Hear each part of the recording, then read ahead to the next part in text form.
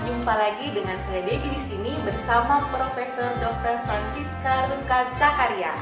Salam sehat, sahabat Ayoma. Apa kabar? Profesor, terima kasih sudah kembali bersama kami. Hari ini kita akan membahas tentang makanan fermentasi. Nah, kami ingin menanyakan, fermentasi itu apa sih, Profesor? Ya, fermentasi itu adalah proses terhadap bahan pangan yang berhubungan atau dikerjakan oleh bisa bakteri, bisa juga cendawan. Ya, jadi ada banyak sekali jenis-jenis contoh-contoh produk fermentasi. Contoh-contoh produk fermentasi seperti yang kita banyak tahu tuh ada tempe itu salah satu, itu kelihatan benar ya. Kacang-kacang kedelainya itu menjadi satu, disambung-sambung oleh lapisan putih yang seperti benang-benang tipis, itu adalah cendawan. Ya, kemudian bisa juga sayur-sayuran, bisa juga buah-buahan, ikan ataupun udang terasi, itu adalah produk-produk fermentasi. Baik, nah manfaatnya dari produk fermentasi itu apa? Jadi produk fermentasi itu sebetulnya adalah pemanfaatan bakteri baik dan cendawan yang baik, ya, yang tidak menyebabkan kebusukan pada makanan. Ada banyak mikroba atau kuman-kuman yang lain yang kalau hinggap di makanan dia membuat makanan menjadi busuk, ya, jadi baunya tidak enak. Tapi kalau cendawan tertentu atau bakteri tertentu, ya, singgap di makanan, dia makan makanannya, itu adalah proses fermentasi dan hasilnya adalah produk yang wangi karena dia menghasilkan asam-asam yang wangi seperti asam laktat, sedikit asam cuka gitu ya. Nah, manfaatnya karena makanan-makanan ini sudah sebetulnya dimakan oleh si mikroba ya, supaya dia jadi terus dia tumbuh di situ. Karena dia makan, dia tumbuh, dia juga menghasilkan produk-produk metabolismenya. Jadi produk-produk seperti asam-asam dan banyak, ada ribuan jenis sebetulnya ya, bahan-bahan kimia yang kalau molekulnya bercampur-campur menghasilkan rasa dan aroma yang wangi dan enak yang menurut kita bisa diterima dan membuat makanan menjadi lebih enak. Di samping itu, karena bahan-bahan itu sudah dimakan oleh mikroba, jadi istilah kimianya sih molekulnya menjadi lebih kecil. Kalau kita makan itu lebih cepat dicerna, dan juga ada banyak hasil metabolit dari si mikroba itu yang bermanfaat untuk kesehatan.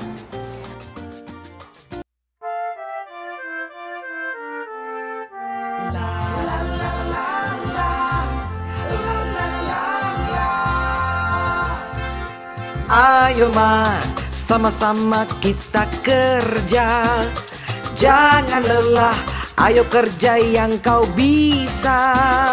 Ayo bersama bergerak maju, selalu manis sertakan Tuhan. Nah, tadi kan juga disebutkan produk-produk fermentasi, iya, ada banyak ya kita. Yang kita kenal ya pasti tahu tempe, ada tape, dari sayur-sayuran juga banyak ya. Dari sayur-sayuran juga banyak. Dari Profesor, ada yang bisa dibagikan cara fermentasinya itu seperti apa sih? Pada umumnya fermentasi itu biasanya harus tetap aja, kalau kita mau membuat fermentasi yang dulu itu kan secara alamiah pertama kali orang menemukan fermentasi itu ada makanan aja yang terbiar-biar, ada yang jadi busuk, tapi mereka lihat juga orang-orang zaman dulu tuh nenek moyang kita, dia lihat, lah ini kok ada yang busuk, ada juga yang rasanya enak.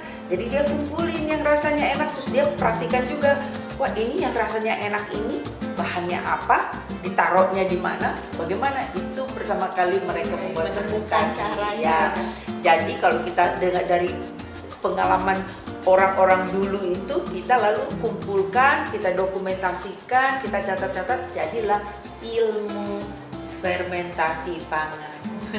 Jadi bisa dibaca sekarang ini, banyak sekali caranya terhadap bahan-bahan beda-beda. Tapi pada umumnya bahan pangan itu kan kalau untuk dibiarkan begitu saja, dia pasti mikroba di mana-mana itu akan berebutan makan, berebutan dengan manusia untuk makan. Ya ya mereka kan juga makhluk hidup, dia harus hidup juga, dia makan makanan kita. Jadi kita berebutan dengan dia. Nah, supaya kita agak yakin bahwa mikroba yang nanti akan tumbuh di produk yang kita mau fermentasi, sebaiknya memang kita kukus dulu, jadi kita panasin dulu ya, jadi dia menjadi lebih bersih jadi lebih sedikit mikroba, seperti disterilkan. Lalu biasanya kita tambahkan starternya, ya starternya itu tergantung. Kalau untuk tempe starternya itu adalah cendawan yang namanya rhizopus, itu bisa dibeli juga.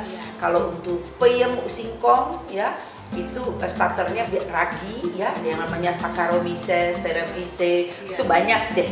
Nanti untuk nama-nama seperti itu tidak usah terlalu dipusingkan. Kalau klik sekarang di Google udah informasinya banyak sekali. Nanti juga Ayoma mungkin bisa membuat konten-konten mengenai cara yang lebih detail gitu. Jadi kan kalau membaca, melihat itu lebih mudah daripada mendengarkan sekarang. Mungkin nggak ingat. Iya baik. Jadi memang kan kita ya pakai starter, pakai starter, kemudian dirapihkan, ada yang harus dibungkus rapat, ada yang tidak harus, tergantung dari jenis mikrobanya ya. Kalau bakteri laktat misalnya, mereka tuh biasanya butuh udara sedikit saja, jadi harus ditutup sedikit, tapi tidak tutup sampai kedap udara ya. Untuk cendawan juga begitu. Kemudian suhunya supaya mereka lebih nyaman tumbuhnya ya, jadi bisa lebih cepat dan lebih nyaman. Dan kita kalau menggunakan starter itu artinya start, mulai, artinya pemula. Jadi mereka udah jadi mikroba yang baik yang kita inginkan itu sudah lebih banyak di situ. Jadi dia pasti jadi karena saingannya sudah terpinggirkan. Dia udah menang duluan.